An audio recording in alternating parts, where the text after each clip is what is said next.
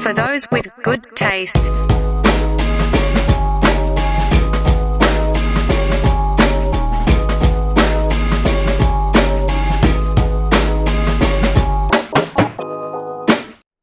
Hey, what is going on, everybody? It's your boys from For Those with Good Taste. I'm Matt. He's Lenny. Hey. And we're back in Good Taste Studios to bring you just about everything that you need in life. And we're going to just address the elephant in the room.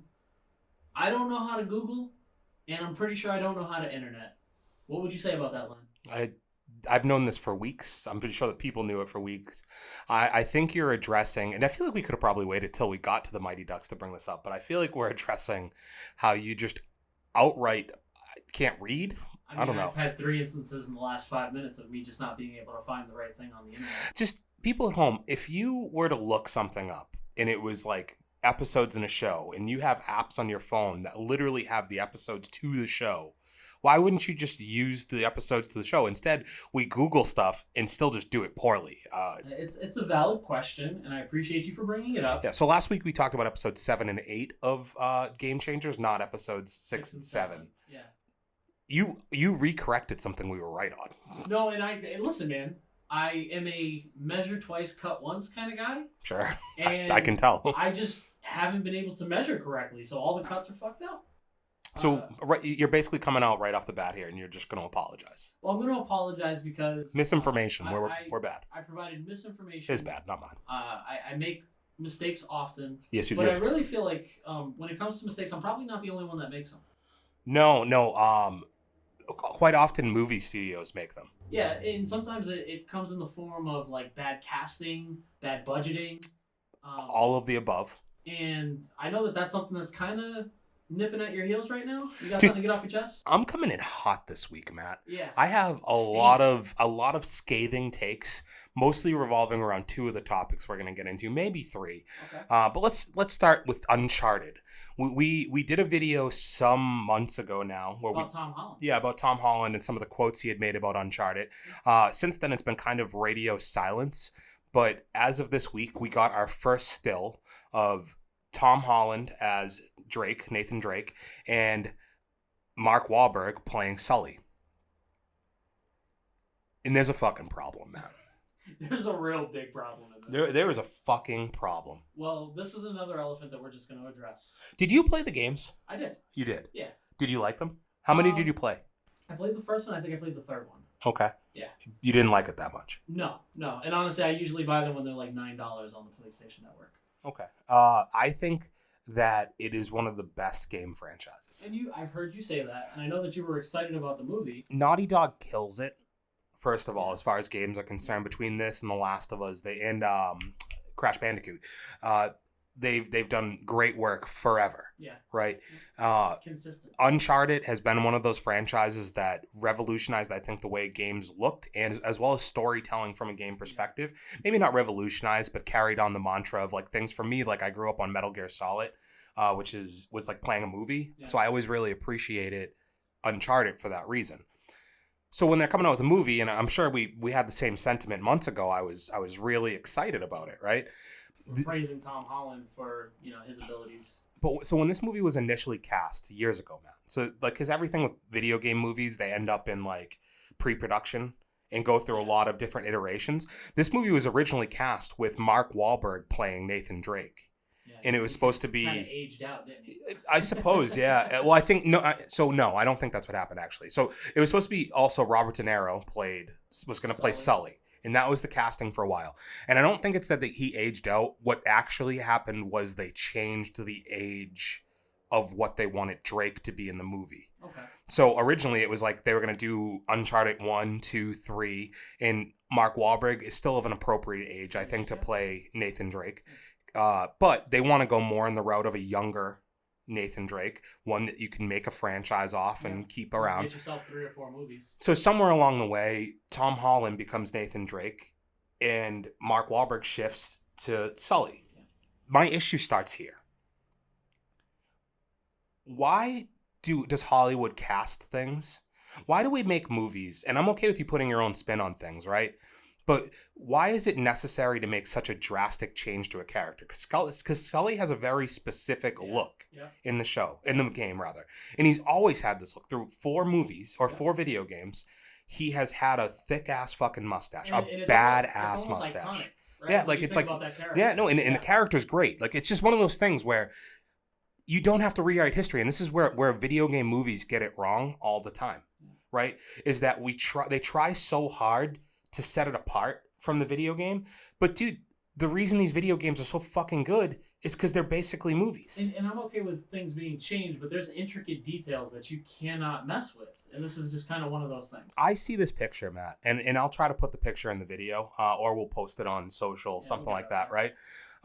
Picture that started it all.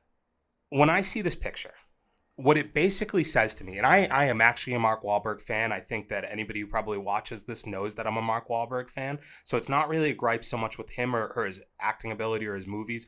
But when I see him cast in this role and I see him not looking the part at all, to me, it's just like, we're worried this movie's not going to make enough money. And we just need to put a name on it. Yeah. You know, we need a name on the bill to help sell it. That's how I feel.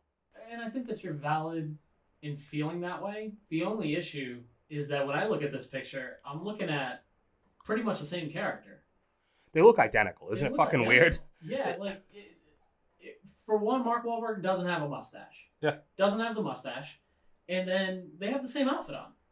And, like, honestly, Mark Whalburg, while I like him, he plays a very similar character in most movies, right? Yeah. Tough guy, smart ass, misunderstood badass. like he makes a bunch of jokes. He's kind of smart.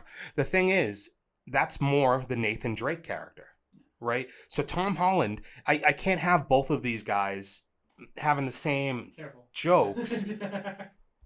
Well, it is Mark Wahlberg jerking himself off, probably. Yeah. Just like Zack Snyder, that piece of shit. It said that Mark Wahlberg aged out, but let me be straight here. This man doesn't look like he's aged at all. No, but like, so Sully is like more of a cranky old guy who has funny jokes, but they're not the same style. Like, he compliments, like the supporting cast. It's more like a witty banter that is like stealing the spotlight. And you almost feel like Mark can kind of steal the spotlight from Tom Holland in this sense. Possibly, I just think there could have been a better casting. I think you could have found somebody a little bit closer in the age and the look that can play a little bit more of like somebody to play off of, not another alpha. Because I don't think you're a supporting character. You're not the star. You're not meant to headline this card here. Yeah, and Tom Holland is at the point now, do you agree, that he is A-list, right? Yes, absolutely. Like Tom Holland can sell movies on his own at this point, I'm pretty sure, right? I mean, look at his cameo in freaking Civil War. It was one of the most anticipated moments in that movie. Yeah, well, that was the character more than the actor, though. Sure, and I'm sure people can give some trade back because he just had that movie with Daisy Ridley come out that didn't do that great. But I would argue that has something to do with the pandemic, and like he's made some weird like acting choices. He had that Robert Pattinson movie on Netflix that I don't think people like that much either. But his star power, because he's Spider-Man and he's in the Marvel universe, is big enough that he could be in this movie and you could cast. I think De Niro staying on, he's probably a little too old at this point. Like, you gotta go almost Liam Neeson age. Yeah, not him, but like somebody. No, that's what I'm saying. Yeah, I just feel like there was definitely better options out there, and I was very optimistic this would end up being like that video game movie that kind of breaks the. Like I thought Tomb Raider was a good adaptation, and I feel like there was another one recently that I'm missing that was pretty good.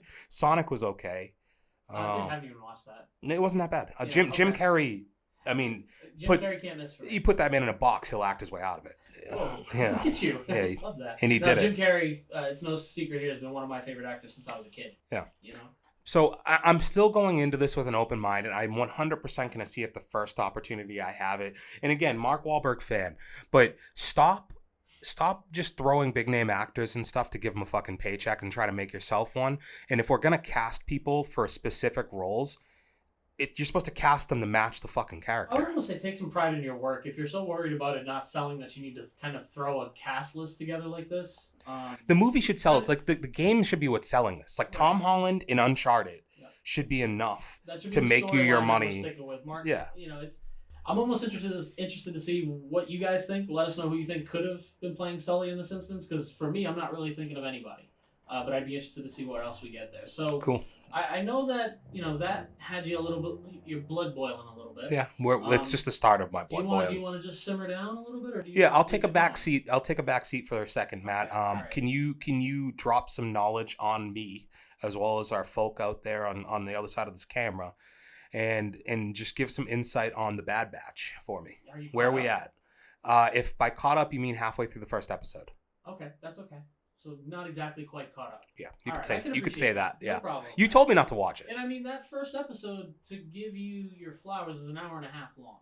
So I'm like 45 minutes in. Yeah, it's pretty good. You've got almost the full episode in you. Yeah, sweet. Right now in the Bad Batch, I don't want to spoil it for you, but we just had a pretty awesome reintroduction of a character who made an appearance in The Mandalorian, for those of you who watched that. Well, why don't you just talk about it and spoil it all you like? I didn't watch The Mandalorian either. Okay, well, Ming-Na wins Finnick from... You didn't spoil The Mandalorian. it. You just didn't spoil it. Whatever. She had her character be introduced to the Bad Batch in an animated form. Pretty interesting concept where the Bad Batch are kind of coming up against an enemy that they don't really know is an enemy, and it can go south pretty quickly. So this is a bad guy, but they think it's a good guy. So Finnick is just a mercenary, but she's one of the most badass mercenaries out there. Everybody has known that if you go into a battle with Finnick, you're not coming out alive. Okay. So it's a pretty interesting concept that she hot? She tangles up with the Bad Batch. I mean, I think Ming-Na Wen is pretty hot. Cool. If you are not familiar with Ming-Na Wen, she is...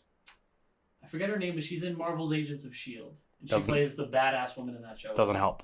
I'll pull it up anyway. But for anybody who is caught up, we're now being introduced to almost this on-the-run feeling for the Bad Batch, where they're kind of being cornered into this, they're being backed into a corner by the new Empire, and we're just now kind of seeing... The Empire. I mean, it's pretty cool, man. We got to see Saw Gerrera already. We got to see Finnick. They're reintroducing a lot of characters that we've been introduced in some of the live-action movies, and we're getting a little bit more detail on their story. So this is what I can add to this conversation, Matt. Okay. So we're in similar circumstances with different shows right now, right? So you're into the Bad Batch, and I've been telling you to start watching the Jurassic World animated series. And I think they're doing two very similar things that I really like to see animated shows do. And it's tying in the real life or the live action stuff into the animated world and seeing those characters brought in to the animated world that you've seen on the live screen. And I really enjoy watching the parallels because it gives you stuff to tie in, and it gives you depth to certain characters. And continues to generate excitement for what's going to come, right? Yeah. And you get that feeling that, I think that what made the Clone Wars so popular for anybody who enjoyed it was being able to get a different side of some of the characters that you thought you knew, and you get to understand them a little bit more. You flesh out the characters a little bit more. You get to really understand them, how they got to the point that they were when you first got introduced to them, and get to really know the character more. So the one other follow-up question I have from all of that is so more on the Mandalorian front. So as I said, I didn't watch that. Shocker. Gina Carano. Yep. Was she had her issues. She was removed from The Mandalorian, right? So I had read that there was going to be a series with her. They were going to make a TV series, right? They were supposed to do that. What I was going to ask is this mercenary? Because I believe she's basically a mercenary too, right? With Cara Dune, it was a little bit different because she was, if you remember the original Star Wars movie, when the Death Star blows up the planet Alderaan, which is Princess Leia's home planet. You guys remember. I know that you remember as well. Yeah. She's essentially someone who escaped that planet before it was destroyed. So her home planet was destroyed. She used to be part of the army on that. So she was essentially on the run herself until she found a place that she could call home. And they introduced all of that in The Mandalorian. With Finnick, she's a weapon for hire. She's more of a Boba Fett than she is a Cara Dune. So I was because I was wondering if there was going to be, because that show was supposed to be about just bounty hunters, right? I think the show that they were going to have her be in. Because that's what that would be the term. It's not even mercenary. It's a bounty hunter. That's what she came to be, but I think it was going to be a little bit more backstory on how she fled Alderaan, how she got to where she was. It's really interesting that, with all of the fallout that she had, I'd be interested to see what they're going to do with that space. They may have to fill that in some way. Am I wrong to think that? Well, I could see them doing that. However, with the amount of content that they have announced for Disney Plus right now, does it really hurt them to remove one show that was going to be, 7 or 8 episodes from that cycle of stuff? Like, I don't know, the Star Wars universe better than me, but I would be more concerned with if they did come up with a show just focused on Gina Carano's character. I would almost be guaranteed that there's not going to be a season 2 because you can't really go in depth with that character. I think it was supposed to be her with a team maybe, but whatever. So last thing before we get over the Bad Batch, is there any storylines that you're like super interested in seeing where they're leading to right now, aside from the mercenary chick? Or... Yeah, so right now, them being on the run, there's 2 sides of the Bad Batch. They lost the key member who, for whatever reason, joined the Galactic Empire. And what a that's fucking Crosshair. Idiot, dude. He was never about following the rules, but they just broke way too many rules for him to continue being with them. And he's put together his own team that's kind of come to war or go to war with the Bad Batch. He has to track them down, and in this past friends episode, become enemies. He laid down the law, letting them know that he's head honcho. So it will be interesting to see Crosshair, who's the lead bad guy, come up against Hunter, who's the lead good guy. It's going to be a pretty interesting cross of storylines. Cool. If anybody else has any storylines out there that they're interested, or if they like or dislike the Bad Batch, please let me know. Obviously, if I've been incorrect or missed anything, let me know as well. Send all questions about the Bad Batch to me, though, specifically. I know the most. We're going to flip it to you now, Len. We are balls deep into Mighty Ducks Game Changers right now. Balls deep into a G-rated TV show. I guess that's okay to say. Sweet. We just finished episode 9. How are you feeling going into... Are you sure that we're on episode 9? Yeah, no, I checked it before. Okay. Which internet did you check it on? The Googles. Okay. I'm using Bing. Let's be honest. This is the root of all my I'm still using Ask Jeeves, bro, and that guy, he's got fucking all. He's lost it all at this point. It's been at least a decade since I heard anything about Ask Jeeves. Is that still a thing? Yeah, he's my butler. Whoa. Okay, I see what you did there. You need to cut all this out and tell me how you felt about Gordon Bombay's itchy past coming up to bite him in the butt. I don't even know if we have to start there. Let's start here, Matt. What was the point of this? Like there was nothing to this episode that was for me. We're going to States. So this is another one of those things where there's a tale of two cities in this season, where some episodes feel like they're directed towards us, the older consumer who's back for Gordon Bombay and the Ducks. Then there's episodes that are like, hey, this is a Disney Plus TV show that's PG or G, whatever it's rated, and we're going to focus on the relationship of a 15-year-old kid. And I just don't know if that was like an episode for me. I found some of it humorous. The Gordon stuff was the most interesting, I would say, of the episode. That and Alex's like narrative on the other side. Sure. I was surprised how quickly, what's the son's name? Evan, just fired her. Like very professional too. Very casual. Yeah, like he did it well, and she took it pretty well. What would have been the alternative? I couldn't really see her being upset with him. She seems like she's been pretty level-headed in her parenting when it comes. If she was so level-headed though, Matt, she wouldn't have flipped on her fucking head the second she started winning. That's very true. But we've already kind of hashed that out. She had a momentary lapse in judgment. And her firing ultimately leads to them bringing on Gordon Bombay as their main coach. Yeah, so it did make him look a little stupid this week too. He goes to grab drinks with the coach of the Ducks.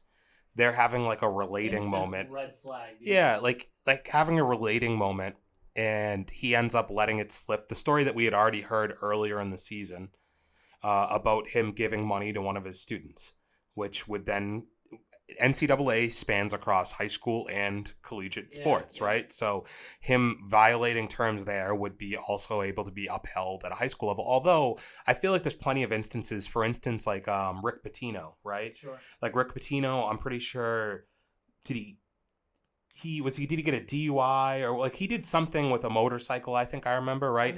And it led to him getting fired from Louisville. Yes. And he disappeared to Europe for a couple years, and now he's back coaching Iona or something. I don't know who's coaching right now, but it's like, I guess if you go on a hiatus, everything is kind of cleared. But so this man was gone for like 15 years from coaching. Like that's a hiatus. And it's just weird for me that you're going to bring the hammer down on I hate to call it a peewee league, but you're cracking down on a guy who's just trying to fill out his time. Yeah. Like, hey, You won't let me coach professionally. Obviously, I'm not making thousands of dollars coaching the don't. I was gonna say the do nothings, the don't bothers. It was tough for me to really have it stick, right? Like this committee isn't gonna allow this washed up coach to coach because he gave money to a student 15 years ago. It just doesn't really tie with me. So this leads to the next in our lengthy amount of times that they've gone to the well of the Mighty Ducks movies, right? So this episode featured Mighty Ducks 3. When they were going to remove the Ducks scholarships, I believe, at Seton Hall, right? Good call out. And they had to lawyer up. And so Gordon has to come in and basically smooth things over for them, right? And get their scholarships reinstated for the important players, Charlie, whoever else. On a technicality. Yeah. I think that's where it's extremely crucial to point out. Yeah, so this is literally what this show does, is they find ways to take these characters and just put them in those scenarios. So in this instance, it's Gordon on the side of having to be defended, and he has to call Alex, who is on a bender with her boss, who's got bad news. She's getting divorced. And she just wants to have fun now. So I don't think they tell this, but like Alex isn't a lawyer, correct? No, she's a paralegal. So is she that knowledgeable in legality, Matt? Yeah, so one of the things that I know, and any paralegals out there, feel free to jump on the wagon. Yeah, there's a bunch of them, I'm sure, out there. A paralegal is just as, if not more, knowledgeable because they handle most of the cases for lawyers when it comes to gathering all the information and intel. Some could be better than others, but they are pretty much as learned and seasoned. And they also read a lot of the reports and the reviews. A lot of that paperwork goes through her. So I wasn't surprised at her knowledge. I just didn't know if it wasn't mentioned in the episode, but actually the chick who is her boss, who's obviously kid is on the duck, I didn't know if she had fed her like, this is what you can do to... It's kind of unsaid, right? Because I would imagine that's a long drive for them. So they probably had plenty of time to prep the case. That was how I kind of interpreted it happening. Is that she fed Alex some information to try, because Alex didn't go in there with the confidence of knowing what she was talking. She seemed like she was repeating words that were kind of said to her, right? Sure, and it probably took some time for them to kind of drill that down. Mm-hmm. That almost makes a little bit more sense. But I would give her some credit that her ability to, interpret a contract or laws that you have to go through for something like that, she probably knew her way around the law too. I think before we give our kind of prediction for the final episode, the season finale of this, I want to hear your thoughts, because I think for me, this first season peaked somewhere in the middle. And I think episodes 5 through 9 have had a lot of ups and downs. There's been stuff I've really still enjoyed and liked. But at the same time, and I think we've talked about it enough on here, there's stuff that's been kind of sputtered along the way. And it's kind of gotten some weird episodes where it doesn't progress the same way that other ones do. And there's been some holes and stuff. But I think we're just falling out of that honeymoon period, right? Yeah. Where, it was a lot of nostalgia when we first got introduced to the show. And a lot of it was us trying to pick apart what we didn't like or what we weren't going to like. And I think we were decently surprised. Mm-hmm. But now we're coming to a point in the journey where 9 episodes in, we've got a little bit more character development, but like you said, we've already gone through 3 movies of nostalgia with some of the points that you've taken, right? The Gordon Bombay lawyer parallel. We've had the brushing up your skills parallel from D2, right? Where they had to go down and play the nitty gritty guys from the streets. Mm-hmm. We're now at a point where there's only one direction that we can go with the storyline is, are they going to win states or are they not going to win states? There's not much else to go on after that. And the issue with that whole going to states is like, so are they going to cram, I guess, how long is this episode going to be? Sure. Are they going to cram like 3 games into this one episode? Because that's where I think it's weird to go a whole episode, to burn a whole episode without any hockey, right? Based around a dance and Gordon at a bar, basically, right? A lot of drinking in this episode. Yeah. If you think about it. For a kid's show, we had a few people on some benders. So I just kind of wonder, like, are we just going to get one, like, are we going to open up this episode and they're already going to be in, like, the finals, basically, or something? I wouldn't be surprised if you get a 10-minute montage of them just kicking ass, and they're, like, because we kind of saw that in D2, the Mighty Ducks, right? Mm-hmm. Where they were they were Team USA and they were blowing by everybody, beating everybody by 6-7 goals, and then they kind of hit their rough patch. What's going to be tough for me when you talk about the timing is now you almost feel like they felt like they wrapped up all their storylines with the characters because Sophie and Evan get all cozied up in the back of the bus. Mm-hmm. Hand job like Kara. Rock, paper, scissors, shoot motion. Yep. Very dangerous. Mm-hmm. And when you don't let Abram find out. Whoa, blowing it up, man. Yeah. You better not be spoiling some stuff right now, man. Well, I mean, you're already there, no, aren't you? I'm there, but we haven't talked about it. All right, dude, we'll get there. We'll let all of you in soon, too. We almost feel like, I feel like I didn't get enough Nick in this episode, but we also get to see him and his. Oh, he's got a boo. Yeah, he's got a boo thing. Now. Yeah. I dig it, man. But I am just a little bit nervous at the pacing of this season, and now we're going into this final episode where we might not see any, sparks of creativity with our characters. It's all going to be about playing, finishing the storyline, and seeing how, because they have to play the Ducks in the final game, right? It's almost a no-brainer. I think I still stick with. I think they're going to come up short. Yeah. I think we're going to get a season 2. I think they're going to come up short here. I think we'll add some new characters next season. Maybe work out some of the ones that they didn't. Maybe somebody moves away or something. Maybe they add some new players because they're still a very small team. Like, where's the funding coming from for the gear, for their travels? I think we got a lot of questions still to be answered. So let's get on to one of the 2 trailers we're going to talk about here, Matt. Let's talk about Gunpowder Milkshake, a movie that say it one more time. Gunpowder Milkshake. Okay, I just wanted to make sure. What a name, huh? I dig it, man. Well, the look you gave me when I was like, yeah, we got to watch the Gunpowder Milkshake trailer. You were like, what fucking thing? What are you making up right now? Explain it the way that you actually said it. You said milkshake, gunpowder, lasagna, or something like that. And completely I didn't say lasagna, but what was that third one? I don't know. You didn't introduce it correctly, man. You just throwing weird names. But it is just a weird name. It's not like I just made that up. No. Now that I've seen the trailer, it makes a little bit more sense to me. So, Gunpowder Milkshake is a Karen. Is it Jillian or Gillian? That's what Ghislaine. I'm pretty sure it's Ghislaine. It's what's her name with all the blue face paint from Guardians of the Galaxy. What's her name in Guardians of the Galaxy? Shinobi. No. First Dragon Killer. Come on. Nebula. Nebulizer. There we go. No. So it's her. Yeah. With a star-studded cast. We got Lena Headey. And you were right. I was wrong. We have Carla Gugino. We've got Angela Bassett. Paul Giamatti. Michelle Yeoh. Freya Allen. Okay, we're just getting to the people nobody knows. All right. So it's a movie that is just it's another one of those movies that's come along kind of since John Wick. It feels very John Wick-esque, right? And it's kind of what happens in Hollywood. So, like, we had vampires after Twilight. We had, like, adult dystopian stuff after Hunger Games. We're back in the time of shoot 'em up. Yeah, now we're into, like, one-take action sequences. So, like, Anna did it. Obviously, John Wick might get a TV show. All these things. This felt like a pretty good action-packed trailer. I'm excited to see it. If you haven't checked it out, 100% I think this is one to go check out. I didn't get a date for when it's going to be coming out, but, Yeah. What'd you think? Figure that out. Honestly, man. July 14th. July 14th, so it's right around the corner. I felt the exact same way that you did. I love the casting.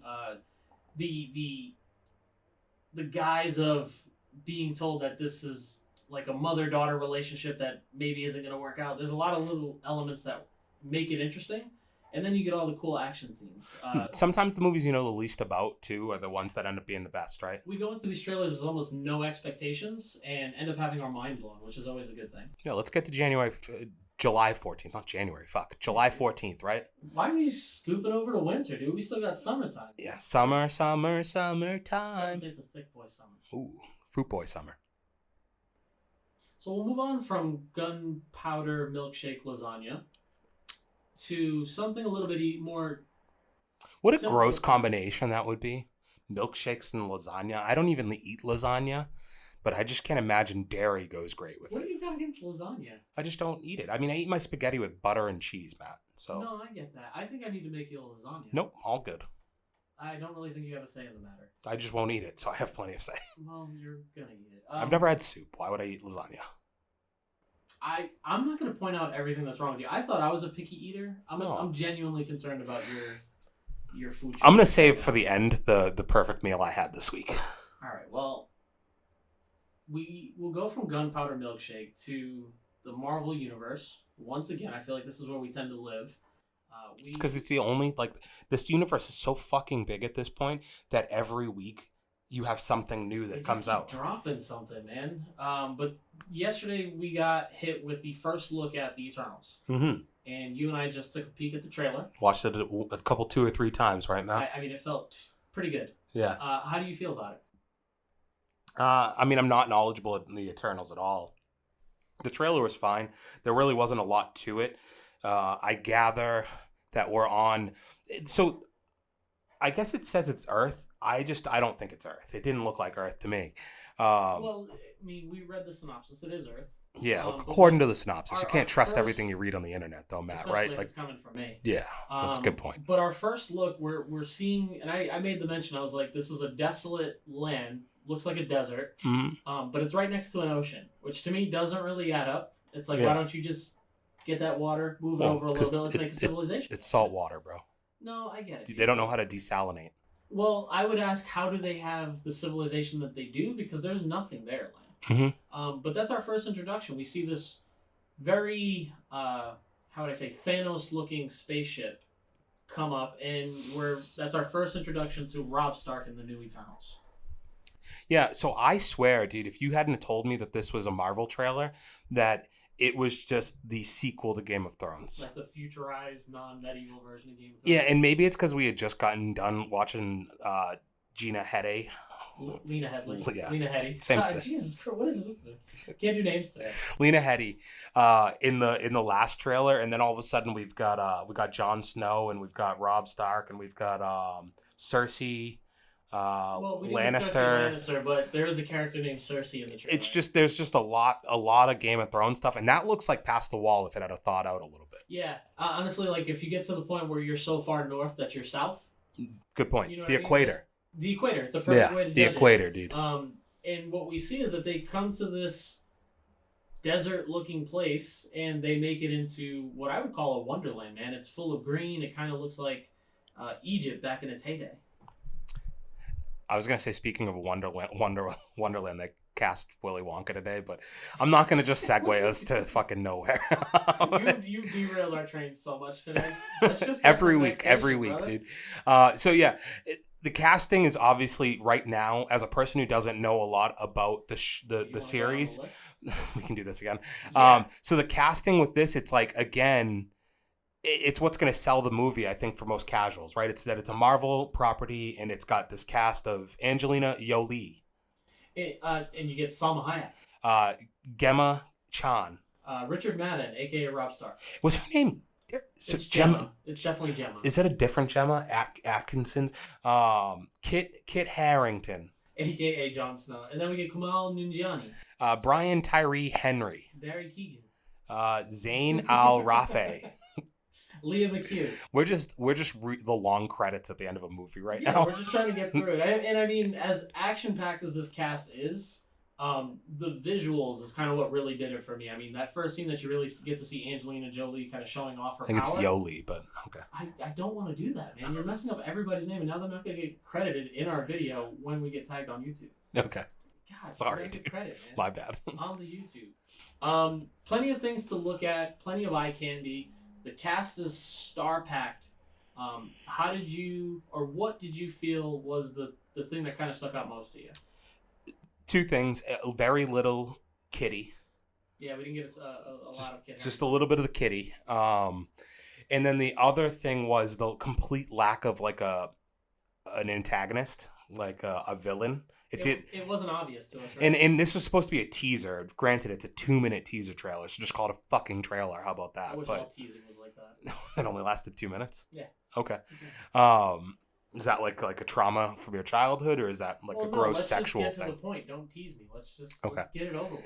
So those two things are a little bit weird to me, but I guess we read a little bit about Kit Harington's character and that he's probably going to have a bigger part in the second half of the movie, if not in a later movie, for his character to really establish. He's also going to have a relationship with Cersei, who's an immortal or an eternal, which is some weird like brother cucking that's going to happen there, because we're going to have Robb Stark, have Jon Snow take his bitch. Yeah. Not the first time that's happened, I'm sure. You hate to see it, but one of the things that sticks out to me about this is that we're going to be introduced to them when they first arrive on Earth, and I would assume there's some time jump or time lapse where they are kind of thrust into the time of Kit Harington, because in the teaser, Salma Hayek is saying that they've often just helped civilization develop. They've never actually really interfered, and they finally got to the point where they have to interfere. And I almost asked the question, if this happens after the Avengers, which it said, yeah. Where the hell were you when Thanos was snapping his fucking fingers? Well, that's always going to be the question here, but I guess they kind of answered it in a way saying that, like, we've never interfered, so they probably didn't feel needed. But they reference now, Cap's dead, Tony Stark's dead, who's going to be the leader of the Avengers. So now maybe they feel that the Avengers took a big enough hit, losing these two patriarchs, these, like, larger-than-life figures, that they now need to maybe step more into that forefront, because there were aliens on Earth, which outside of what, realistically until this past couple movies wasn't established as a thing that there was aliens on Earth. It was really Captain Marvel that establishes that, like, Skrulls have been hiding on Earth this whole time, right? What's the over-under that Nicholas Fury knew all about these motherfuckers? Well, he has to, right? I assume he would have to. That man has so much, like, he remembers more names of superheroes than I do bullshit movies from the 90s in his brain. I don't know how he keeps it all in there. It's weird how his brain works. It's like an encyclopedia of just the who's who of the superhero world. He knows Captain Marvel. I would imagine that his reach probably extends to the Eternals. Do you think we see him in this movie? No. Maybe not. No, he's got other shit going on. He's probably in space right Samuel L. Jackson or Nicholas Fury?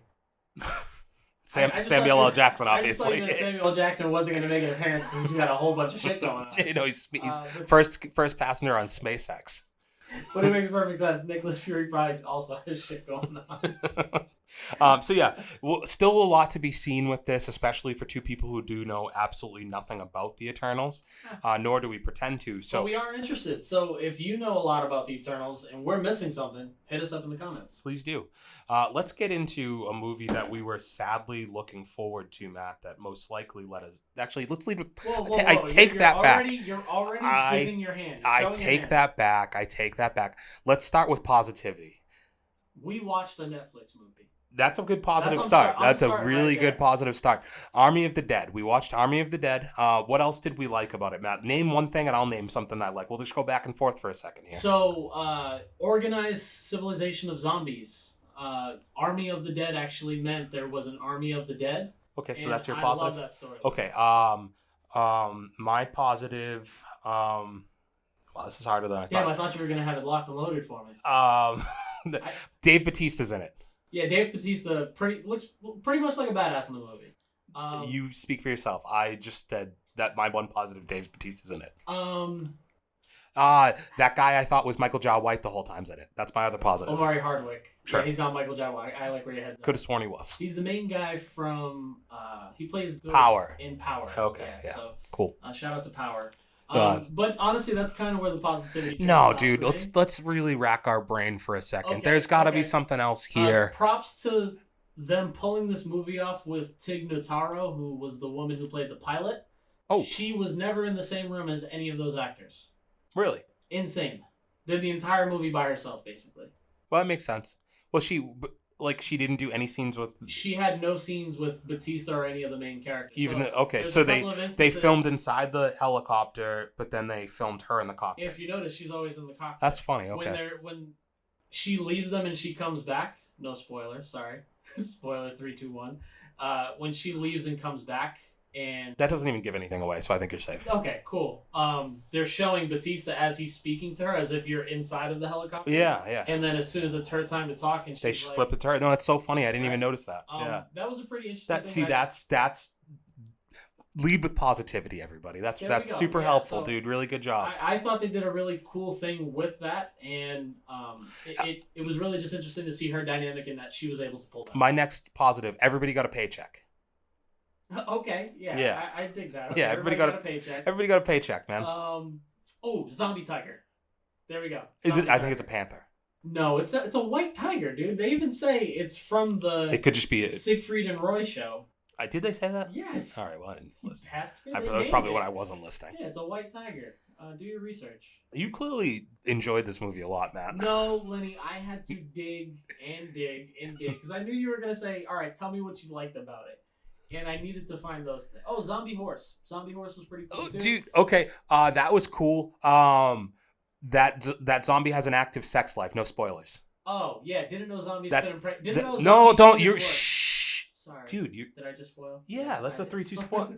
Damn, dude, I went without spoiling it. Like, you just jumped in with the spoiler. I don't think I actually spoiled it, though. Well, you kind of did. No, because if I say semen works, they're going to not really actually know what happened. Well, you said...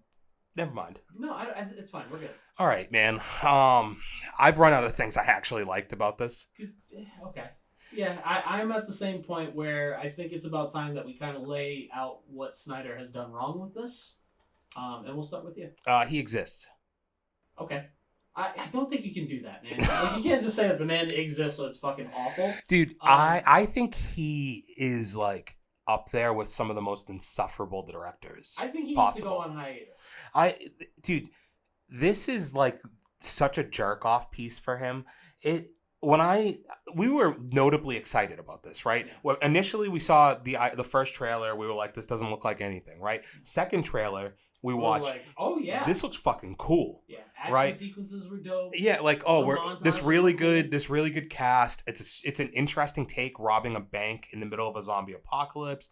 A werepanther was there, so I was relatively excited for this going into this week. And this is a Netflix property, which we are well documented here as being pretty much against. That's why we kicked off positivity with we watched a Netflix movie. Yeah. Because we have actively bashed Netflix and their terrible development of movies.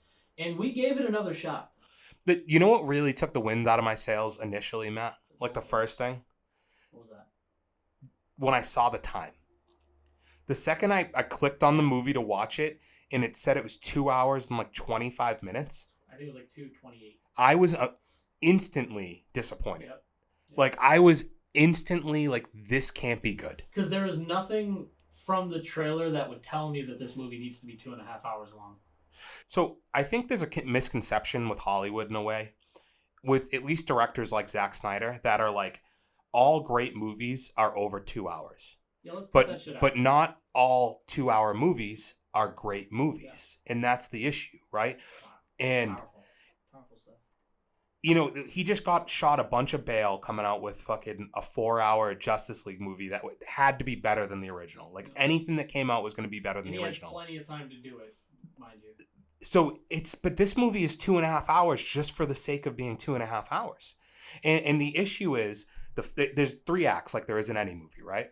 The first act is, let me do cool close-up shots on all of my characters to introduce them while they're killing zombies in like montage form in these cool ways, right? Yeah. And then let's put some cool music behind it, which was something he would do in Justice League or any of these other movies, right? So I'm like, this is just so Zack Snyder when I'm watching it.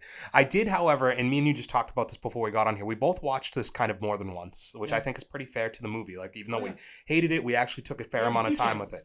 So I rewatched the beginning, and I actually found that I missed most of the stuff before you're introduced to Batista or any of them. So when the initial... So let's just get into it now. 3, 2, 1, spoiler. Like, if you haven't seen the movie or if you don't give a shit about the movie... Well, if you don't give a shit, stick around. Sorry. But if you haven't seen it and you are going to watch it, get out now. If we spoiled anything before, I'm sorry. We try our best. But the initial part, when the zombie gets out, right at the very beginning, I was like, okay, this is kind of interesting. Although I do think that this isn't the way like the military would handle anything, right? Like, if you got a direct order, you wouldn't just... The second guessing was ridiculous. Yeah, like, and it came through clear, and he acted like he didn't fucking hear it. That guy also, like, I only know him from one thing. He was in season 2 of The OC, just to give some context. I know that helped everybody.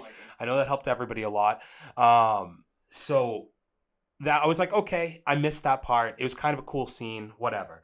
Then we do the whole montage bullshit. Fucking hate it. Yeah. We get to, at this point, I think 45 to 50 minutes in before the next thing to me that is actually interesting happens. I thought the sacrifice scene was pretty cool. Oh, okay. I'll get this. Do you want to hit anything in between that I missed? No. So what I will get on is you give us this montage of these different characters, and then it's very kind of awkward when we're reintroduced to them. Yeah. It's almost like we're expected to know what they've gone through, and that now, Batista's working in a fucking, like, a kitchen and all this stuff. Like, I didn't really like that, because you give us this awesome montage, like they've been this badass team all along. Yeah, but they're not. They Yeah. had one moment where they had this great ass team that was able to pull this off. It kind of, I felt like it was a little bit deceiving. The second guessing of the military, and this kind of goes through the movie. When are we gonna stop filming the scene where people just keep shooting something that's not being shot? Right? Yeah. How many times are you gonna keep shooting and wasting ammunition, knowing that you're hitting the same spot and it's not working? Yeah, it's not doing anything. I'm over that shit. Let's stop doing that. But then we get introduced to the sacrificial scene, and I feel like there was a lot of foreshadowing in this movie. From start to finish, I felt like there was foreshadowing up the wazoo. The really tough part, and I'm getting a feeling we're going to go long this week, Matt, just looking at where we're at for time, which is fine. So I thought there's bits and pieces of this movie where I'm like, oh, wow, this is kind of interesting, right? And we'll kind of address those sequentially here, right? So we get the part where she shoots the dude in the leg, and she's just like, I had a bunch of options. You're a bad guy. Yeah. So you're the one I'm going to sacrifice. I'm like, I like that. Do you think that, like, as you're going back on it, you're like, oh, shit, that's why she brought him at the last minute. Yeah. Like, oh, shit, we need another guy. Keep in mind, dude, the first 40 minutes of this movie, I was in and out mentally. So there was a reason for it, right? Yeah. So that's why I say foreshadowing. I really liked that, like, a little bit there, right? So that piques my interest. And it's like, yeah, that gains a safe passage. Because that lets you know you're dealing with a different kind of zombie, too, right? I don't even know if these guys are considered zombies. I don't want to call them zombies. I think when hesitate. we did the trailer recap initially, I had mentioned Ghost of Mars, and I still felt kind of Ghost of Mars through this, where they're smarter than the normal zombie, right? Like you could tell that there's, and I thought they did a decent job being able to explain why, like because there was separate groups, right? You had the mindless group of zombies, but then you had what they would consider alphas, the advanced, the advanced alphas. So. I think that was the best part about it, is because you understood really quickly that this isn't just some mindless group. Like they have made this their land, and they have certain rules that you have to follow if you're going to play around in it. So they gain safe passage for the moment by giving up that guy, right?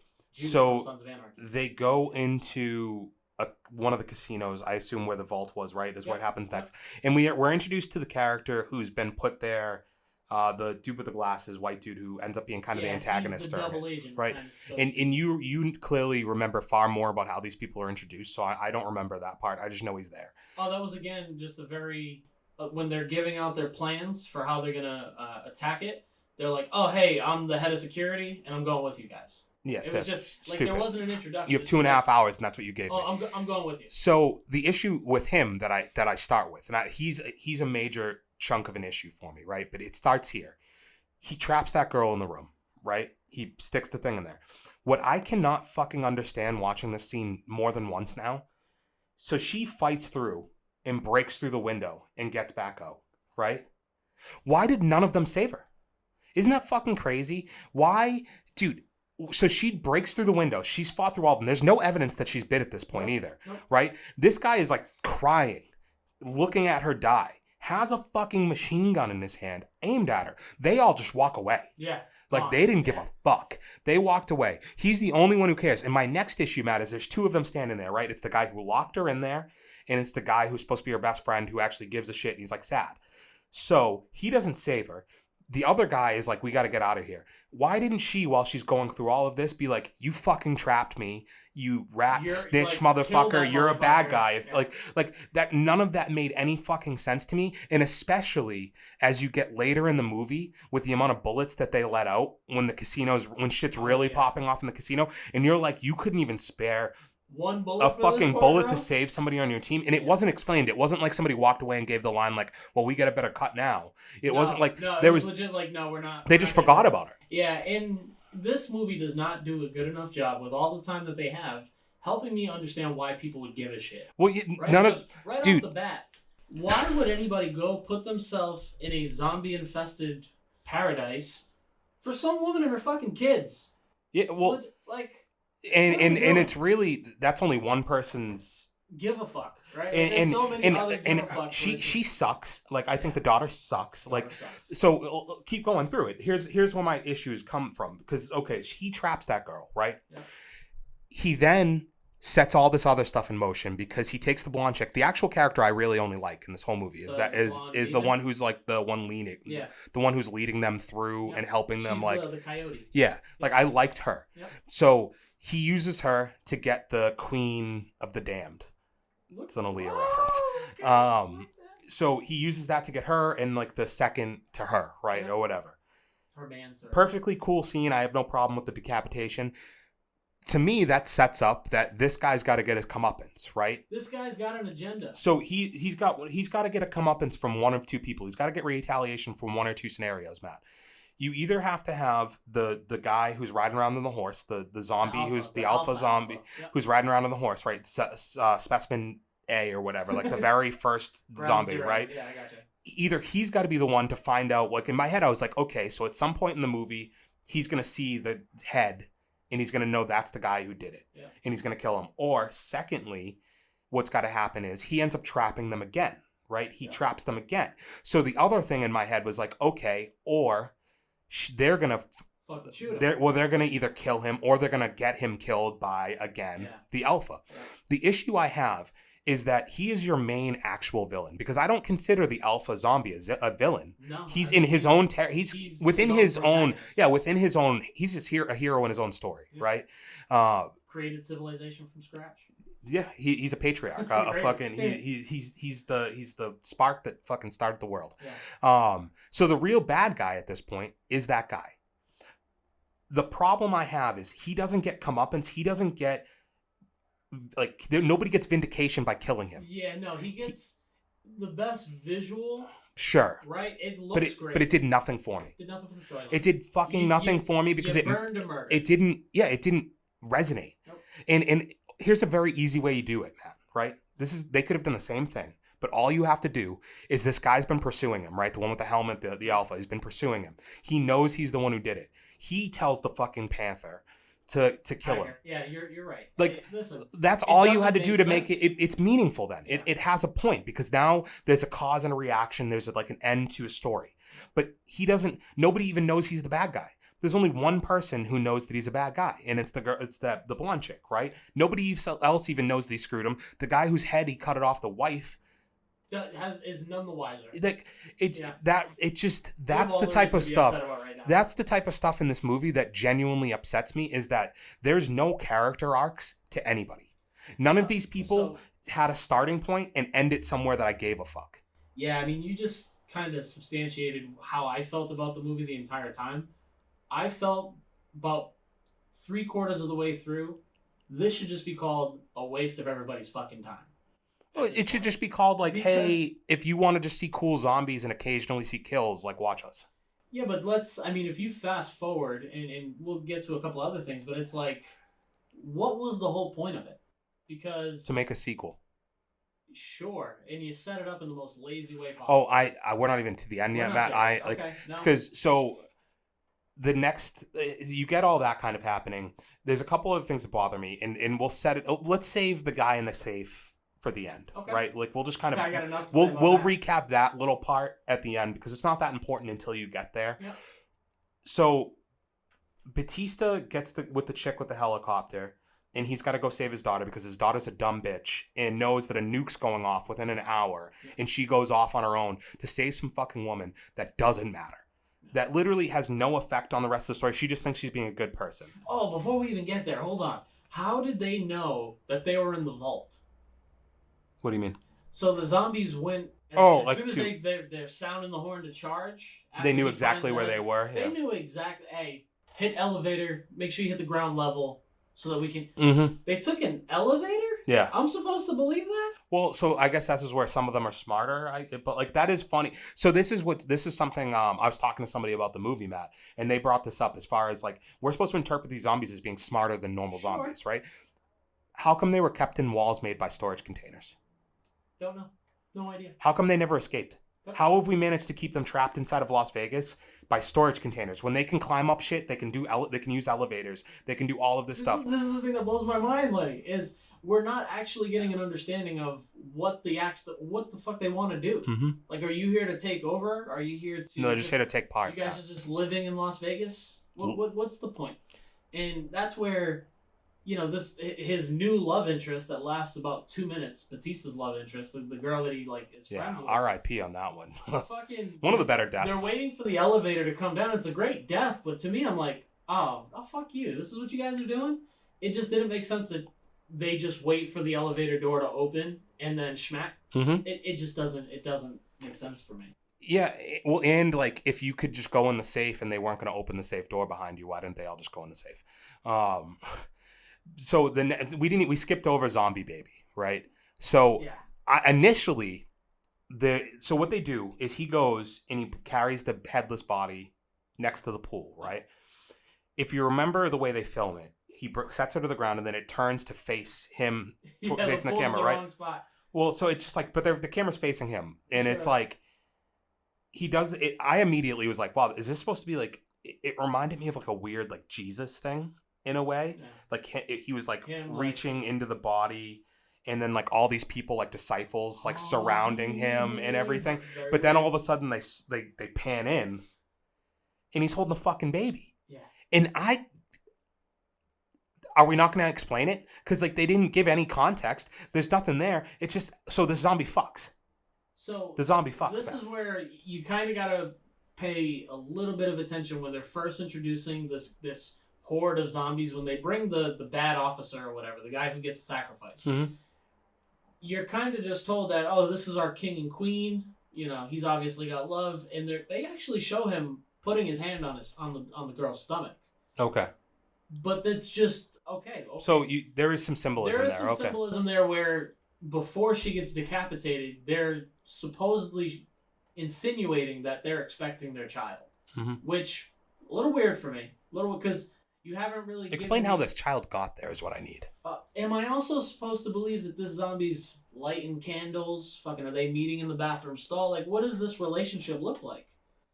And you're trying to give them. What's a first date for a zombie look like? Yeah, you're just giving them some. They catch the view. They go up on top of a roof of a casino, catch a nice view. You're putting humanity inside zombies, and to me, that just doesn't make sense. Right off the bat, I feel like that's something you maybe do in a sequel. But this goes back to where that zombie's not a bad guy. Exactly. He's not a villain. He has every right to be. Dude, upset. Okay, you all infringed on my territory. First of all, right? So I already am in the right to kill you. Stand my ground law. And then from there, you decapitate the love of my life who has my child inside of her. You killed my baby. So he goes and fucking murders everybody, and he's actually completely in the right for wanting to do so. But then we get to the roof, right? And I don't understand. I need to look at some of my notes because I was getting hot at the end of watching this. So you get to this part towards the end, right? And they get up to the top of the boat. And she's stolen the head at this point. Which they kind of show you what's going to happen. She sees this thing that's a similar shape, I guess. No, it's a money counter. Yeah, and she just swaps it in the bag for him. It was none the wiser. And she's holding the head, and that's stopping him. What was he going to do? Stitch the head back onto the body? No, he already lost it all. Yeah, what was the plan? Why did he give so much of a fuck about the head that was still just chomping? Why did he wait for the helicopter to take off to throw the spear at her? Yeah.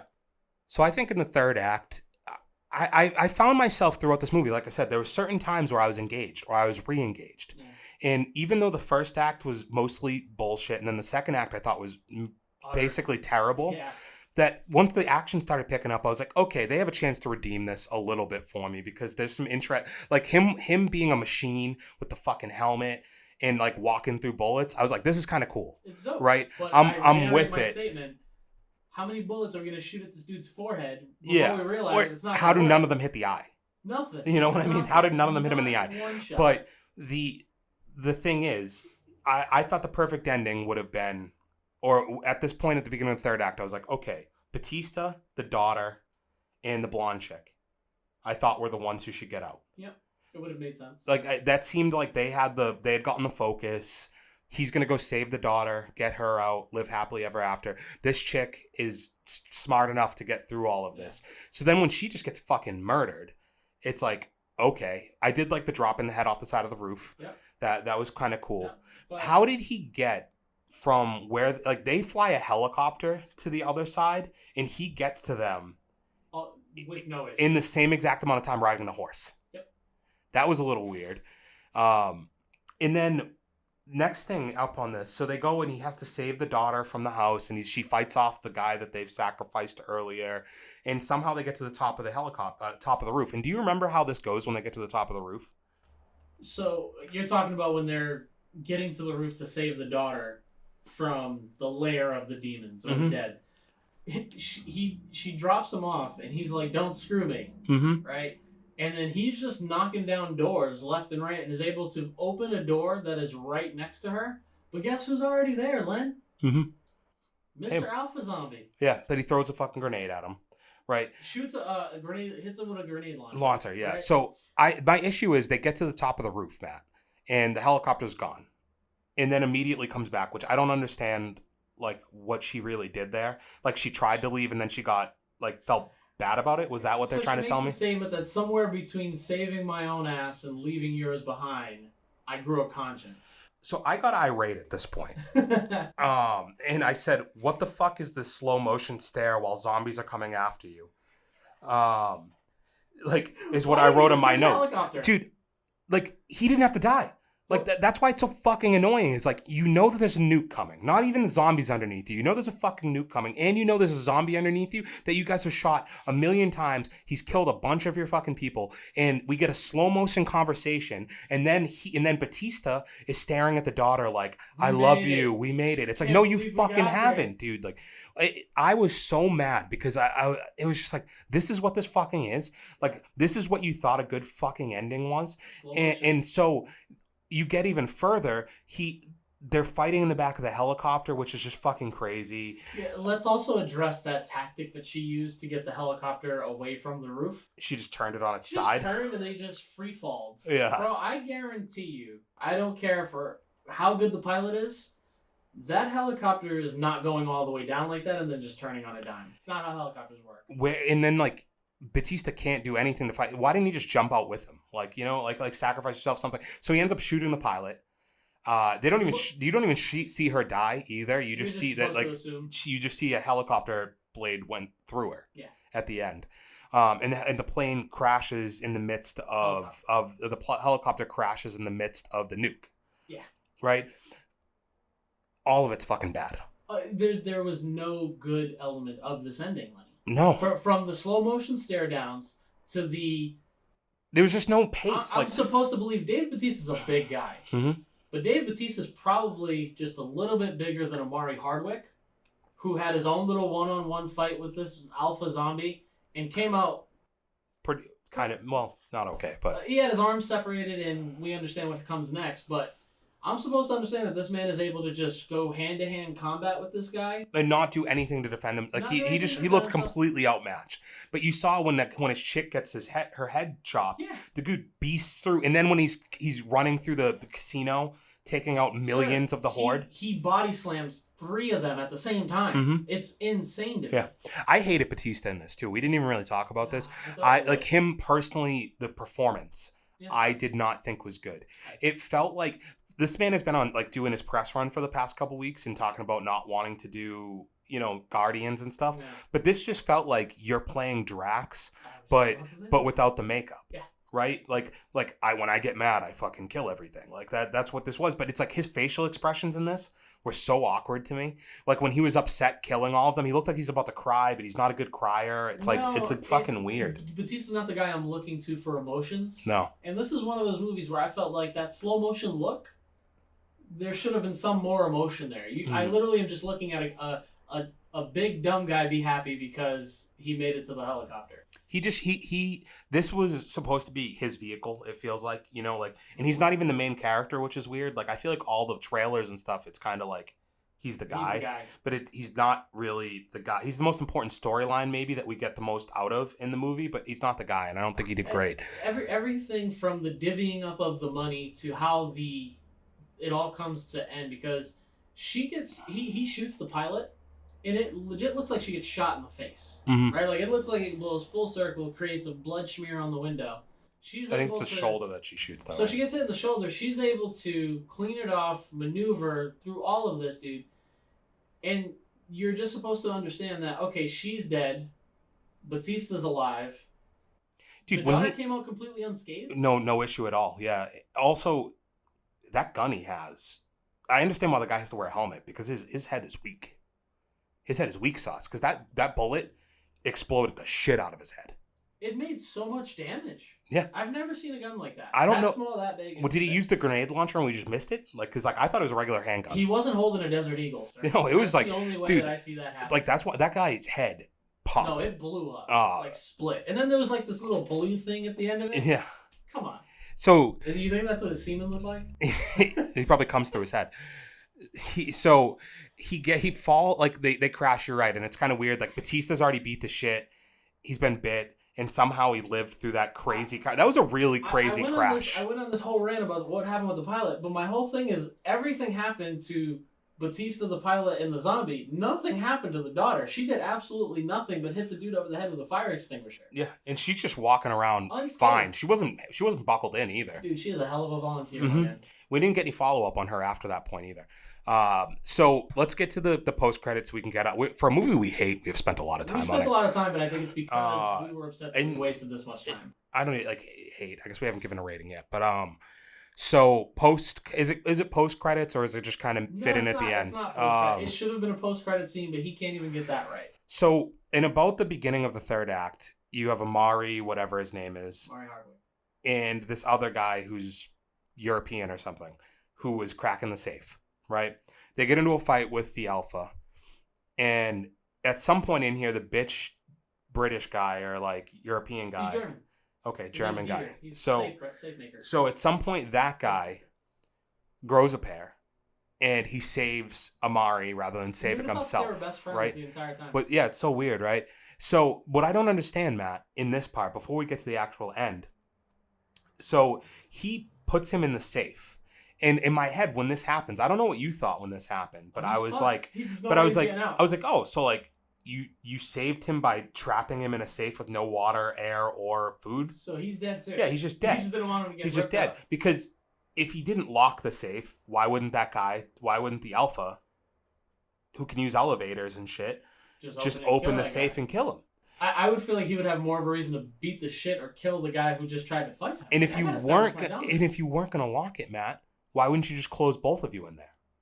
No, I thought about that, but I guess he was making the sacrifice, and it's easier to push than it is to pull. See, somebody said that to me, but I believe on the inside of the lock it has those mechanisms that they could have just pulled it shut, but because either way, there's no way to know that the Alpha wasn't going to come after you.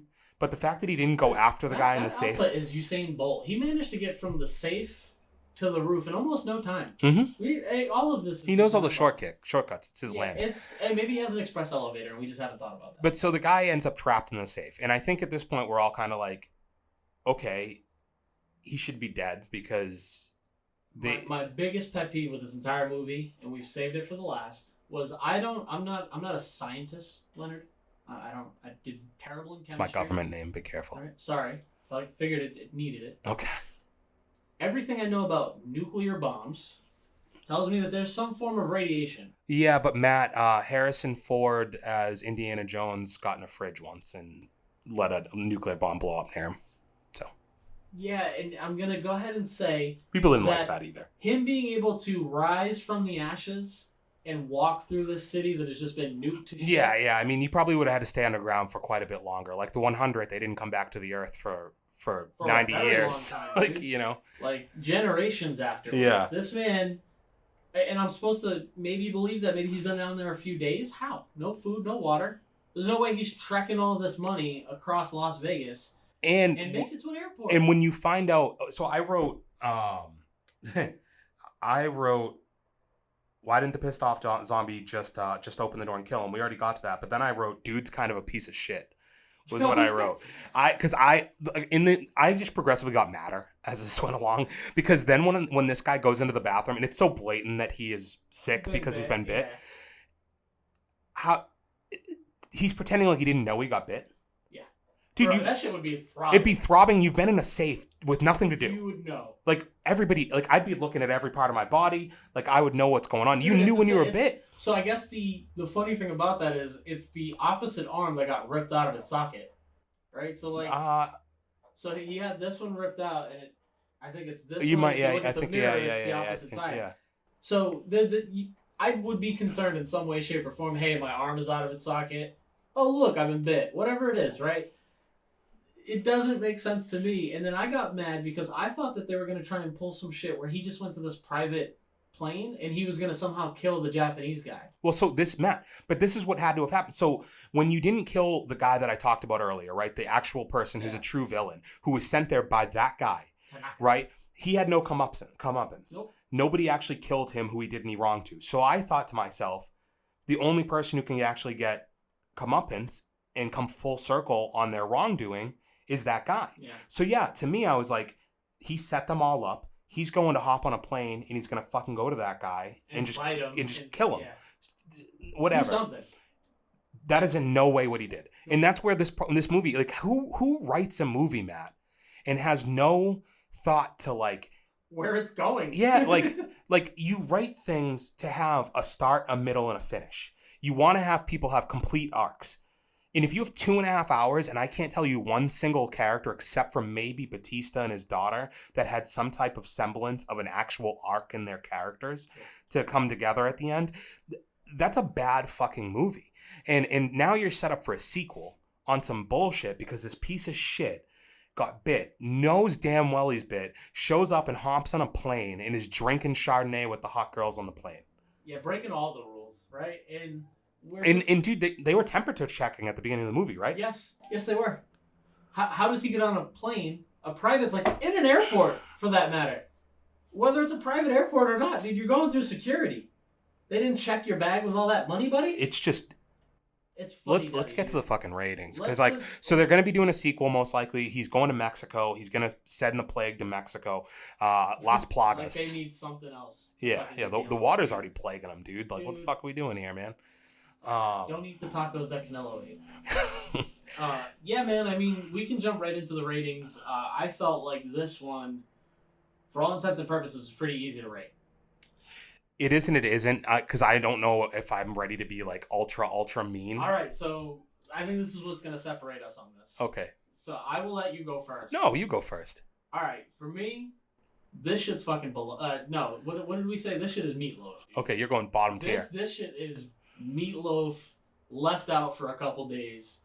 Because for me, having already watched it somewhat twice at this point, I have no interest in either seeing this movie again or telling anybody about it. I'm a little upset that we spent as much time as we did giving this a little bit more credit than it deserves. You know where I'm conflicted on my rating, Matt? Because I'm obviously teetering between bologna and meatloaf on this, right? Okay. I'm glad you're at least teetering. Yeah. My hesitation is this, that inevitably if there's a sequel, I'm going to end up watching it. But I've said before, this is a rating scale based on recommendation. Yep. I will not ask anybody to subject themselves to this. You gonna put your name on this? Nope. So with that being said, dude, logo on this? With that being said, this is the first meatloaf I'm fucking getting out, dude. This is fucking bad, dude. This is a bad fucking movie. Don't watch it, man. Please just save yourself the trouble. Don't fucking bother with it. It is a bad movie. It's 2.5 hours that isn't satisfying in basically any way. Movie where we would say, hey, this actor, we want to support him. We want to, give him our best. This movie just doesn't have anything to retain any sort of value for me. So I think we're in cahoots. This is meatloaf. This is utter dog meatloaf at this point. So normally, Matt, what we would want to go into here, we're adding some new segments into the show. Normally we would jump into some quick thoughts that we've had during the week. I think we've run a little long here. Yeah. So instead, we're just going to close out on what our other normal segment's going to be to get out of our episodes here. And it's just, what do you got going on this week? What are you watching this week? Are you reading anything? What's going on? No, man, my week is solely focused on Saturday, 3 p.m. worldwide. UEFA Champions League final, baby. Okay. Manchester City played Chelsea for the biggest trophy in the world. Some would say it's the European Super Bowl. Is it that big of a deal? It's a pretty big deal, man. I mean, every team out there has every country out there has a best team. If you win the Champions League, you're the best team in the world. All right. Well, I would tell you I was going to watch it, but I know you're probably not. I'm busy. I'm busy at 3:00. That's why I'm buzzing with it, because I know you're not excited. So obviously I got the Celtics tonight. You have the Knicks this week. We're both off to a rough start, but yours better than mine. You guys didn't look bad, man. But you know what the issue is. Let's get into this really quick, Matt. You know what your problem is? Not yours personally, but the Knicks problem. Sure. Chanting "fuck Trae Young" a quarter into the first playoff game. Madison Square Garden is known as a place to try and get inside your head. But that can also work against you, and I think that's what worked against you here. Is you do that when you're up like 2-1, 3-1. Yeah. You don't do that in game one of the series, because now that's bulletin board material. Yeah. Those are teams that are never gonna, like, I'm sorry to say this to you, but those teams don't win championships. I'm right there with you, brother, because you're being petty. You don't have this is your first. Who the fuck are you to chant "fuck Trae Young"? First playoff appearance in God knows how long. You would beg. Fucking 6 months ago, you would have sucked a stranger's dick for fucking Trae Young. You would have sucked a homeless man in fucking Times Square's dick for Trae Young. Fans shouldn't do that, especially in New York, because nobody wants to come to us anyway. Yeah. And you're shutting down or shutting any door possibility of a promising star. I still think you guys have a chance. I'm hoping you win. I think I have no chance, but I'm still excited to watch. Right? Yeah, dude. We played our best half of basketball we're gonna play in this series, and we still lost. So, we're not gonna win here. If anything, Jason Tatum might ball out for one game and get us one. But the issue is when you have three superstars, like the scoring doesn't stop. You want to see them put up a good fight, though. I think that's what it comes down to. But outside of that, I mean, we have no MMA this weekend. We have no boxing this weekend, really. The one other thing I'm watching right now, and I already talked about it on here. If you haven't checked it out, Jurassic Park, Creatorious World, or are they in season 3. It takes part during the Jurassic World 1 and 2 movies. So if you liked the movies and if you want to get a little bit more context and some background, I think the first 2 seasons were way above my expectation. And this third season has also been really good. Each season's only 8 episodes long, or I think it's either 8 or 10. So you're not going to be there for very long with them. Check it out if you haven't, though. That is something I will put my stamp of approval on. No, that's definitely something to get excited for. And of course, we'll have our season finale of Game Changers. Yes. Something to look forward to this Friday. Yes, sir. We're excited, man. Also, there are 2 movies coming out this weekend. So we got Cruella, and we also have Quiet Place. Quiet Place 2. So both of those are monsters. I think this is going to be the first weekend. There's been some good movies that have come out, but the box office hasn't really been here. This is a weekend that I think the box office might actually pop a little bit. I genuinely think Cruella might blow it up. I think it's going to do really, really well. But I think Quiet Place 1 was a sleeper hit. It was really good. I've been excited for this one for a while. The trailer looks pretty good to it. So 2 really good movies. Let us know if you're going to be checking out either one of those in the movie theater. I know I will see one of the 2 of them this week. I gotta get myself into it. It's tough because I'm sure we want to talk about both of them next week, but it's going to be hard if they're both in the movie theaters. But I'll try my best to see them if I can. I'm going to put in some work. I'm going to see. I at least would like to see Cruella. Okay. If anything else, maybe me and the wife will go check out Cruella this weekend. Oh, a little date night. Oh yeah. Treat her right, Matt. You're a great guy, bro. Yeah, man. I mean, I could only hope to emulate what the alpha zombie did in that movie. Yeah. Gotta treat your queen right. Have a baby by him. Be a zombinaire? Yeah. I don't know how that would end up with. If you've got a better way to finish that, end up dead. You gotta hit us in the comments. You also gotta do your work and make sure you're hitting the likes, hitting us with a subscription. But you also need to catch us at Twitter. Yeah. Good Taste Live. And on Instagram at For Those With Good Taste. Thank you guys. I know we went extra long today. This has got to be the longest episode we've done. But I think I think we had a good one. Let us know what you thought of that atrocious movie. Maybe you had a different opinion, or maybe we missed some nuance to it. I doubt it, but maybe we did. And until next week, guys, we'll see you. We're out of here. Take it easy, guys. Later. Peace. Love you. I thought you were going to say peace, love, and happiness. No. What the hell are you doing? For those with good taste.